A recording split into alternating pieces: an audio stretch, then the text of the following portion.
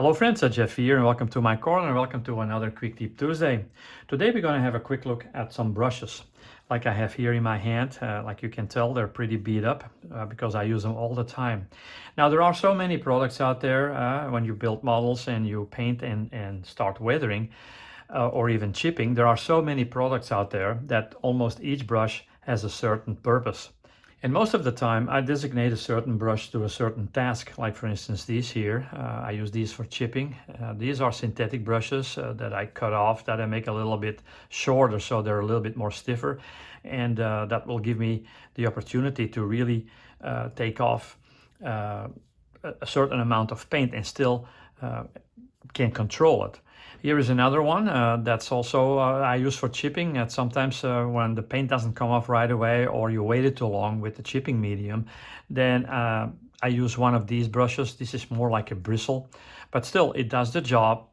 Like, and then for instance this one here, it's also a synthetic one. I use usually these kind of brushes for priming a figure, like if a figure has to have a base coat. These will work very well. And then of course we have the fine brushes for fine work.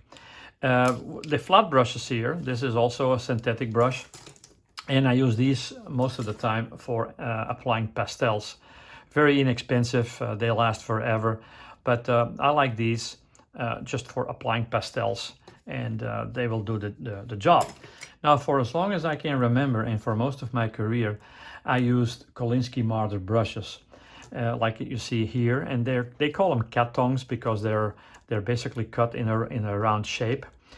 And Kolinsky Marder, they come from an animal, like a weasel kind of an animal that you'll find in Russia, like Siberia, and they harvest the hairs from its fur. They are supposed to be one of the finest hairs that you can find to incorporate into a brush. What I really like about these Kolinsky brushes is that they have a little bit of a resistance. You know, when they're brand new, they're very fine, they're very soft at the tip, and they also have a little bit of a resistance. And that works real well with oil paint.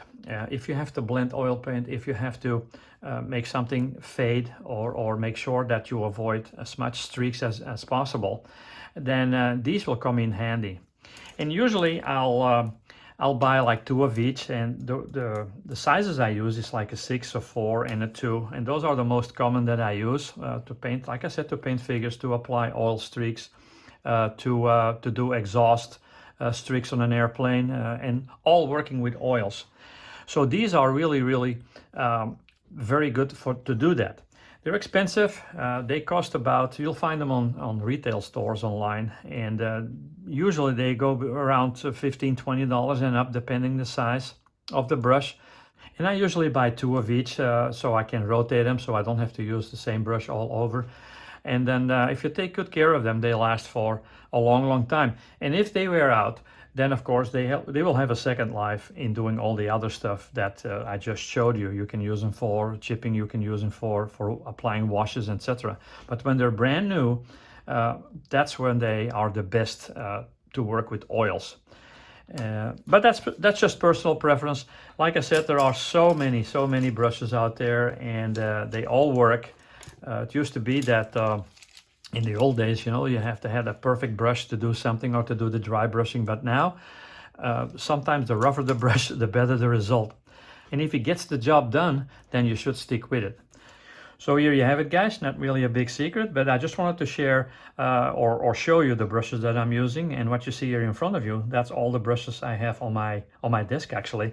So again, hope you liked it. Please don't forget to subscribe. Please don't forget to like and share us on Facebook. And of course, please go to our website at www.jeffvcornerstore.com for all your future modeling purchases. And I'll see you guys next time for another Quick Tip Tuesday, and definitely every Sunday at 7 o'clock Central Time for our Facebook live chat. But for now, Jeff V here, signing off.